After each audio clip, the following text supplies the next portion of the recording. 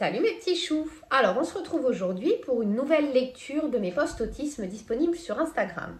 Le sujet du jour, c'est les stéréotypies. On en a un peu parlé la semaine dernière. Je préfère vous prévenir, c'est un sujet très controversé. Il n'y a pas de méthode universelle pour l'autisme, c'est bien le problème d'ailleurs.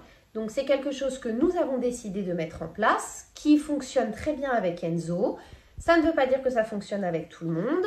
Ça ne veut pas dire que ceux qui ne sont pas d'accord ont le droit de me critiquer ou de m'insulter comme ça a été le cas sur Instagram. Ici, c'est bienveillance et tolérance. On peut ne pas avoir le même avis, en discuter calmement, comme des adultes, ou juste passer son chemin. Donc, si vous êtes pro laisser les stéréotypes en place, je vous conseille vivement de switcher cette vidéo. Alors, parti pour la lecture? La stéréotypie, c'est tous les petits gestes, tous les petits bruits et tous les mouvements qui rendent l'autisme visible. L'autisme, c'est un handicap invisible, sauf si on sait observer attentivement. Des balancements d'avant en arrière, le regard fuyant, les mains qui se tordent. Ils sont souvent comme ça. Beaucoup. Un autiste, surtout sévère comme Enzo, cherche à se rassurer, s'autostimuler, s'échapper. C'est dans ces moments qu'apparaissent les stéréotypies. Ce sont des troubles envahissants du comportement, ce sont des actes qui vont le déconcentrer. Ce sont des actions qui vont l'enfermer un peu plus dans son monde et l'isoler d'une autre. C'est sûr que petit, c'est mignon de le voir battre des mains comme un oisillon tombé de sa branche, de le voir se balancer d'avant en arrière sur lui-même comme le rocking chair d'une gentille grand-mère, se tordre les mains comme un étudiant la veille de sa thèse. Plasmodier, une suite de mots sans queue ni tête comme un prêtre. Mais ces comportements deviennent de plus en plus envahissants. Petit à petit, sans y prendre garde, jusqu'à devenir ingérables. Dévorer le peu de concentration qu'ils possèdent. Je suis fière de mes parents. J'admire la force de mon papa et la patience infinie de ma maman. Ils ont fait le choix d'interdire tout comportement inadapté à Enzo. Ça n'a pas été de tout repos, c'est le moins qu'on puisse dire. Lui imposer de garder les mains dans les poches, de ne pas parler pour ne rien dire, d'exiger un contact visuel pour n'importe quelle demande, de lui apprendre à gérer, tout simplement, ses émotions autrement. Mais quel bonheur aujourd'hui, même s'il a besoin de piqûres de rappel régulières. Évidemment, les licornes n'existent pas. Enzo a des stéréotypies, mais elles sont socialement acceptables. Il se ronge les ongles, se tire les peaux, il se fait du mal quand il est mal. C'est comme ça. Il en a fait du chemin, ce petit bout d'homme, mon petit Mowgli perdu dans une jungle d'humains exigeants.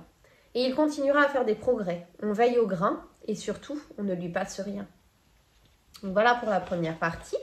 Maintenant, comme d'habitude, les posts autisme, ils sont en 2 morceaux. Donc là, on va avoir le texte du point de vue d'Enzo, donc son ressenti que j'interprète parce qu'il n'a pas la capacité de communiquer suffisamment pour le faire lui-même. Voilà. Je m'appelle Enzo, je suis autiste. J'adore faire des petits gestes et des petits bruits avec ma bouche. Avec mes mains, je secoue mes doigts, je les tords dans tous les sens. C'est joli à regarder, ça me détend. Quand je fais ça, je pars dans mon univers. Il n'y a plus de bruit autour, que mes mains et mon monde. J'adore secouer ma tête dans tous les sens. Je comprends pas. Naxos, c'est mon chien. Il a le droit de le faire, lui. Il se secoue quand je le mouille et personne ne lui dit rien à lui. Quand je veux le faire, pour chasser un trop-plein de pensées, je me fais gronder, moi. Ils sont bizarres, les adultes. Il y a toujours ce qui est autorisé et ce qui ne l'est pas. Les grands ont un problème avec les yeux, je crois. Quand on me parle, il faut les regarder dans le regard. J'aime pas trop. C'est comme entrer dans une maison qui n'est pas à moi. Mais ça aussi, c'est obligatoire. Quand tu me parles, tu me regardes dans les yeux. Je déteste cette phrase. Mon papa, lui, il l'adore. Il me la répète 60 fois par jour. Le pire du pire, c'est les mots. Ils m'ont tous harcelé pour que j'apprenne à parler. Maintenant, je marmonne, je me fais disputer aussi. On ne s'exprime pas pour ne rien dire, Enzo. On ne répète pas 50 fois la même chose. T'es pas un perroquet. Tu connais déjà la réponse. Non, mais ils sont sérieux. J'adore marmonner aussi. Ça vibre dans ma gorge. Ça me rassure. Je répète une suite de mots ou de choses que je vais faire. Ça me détend.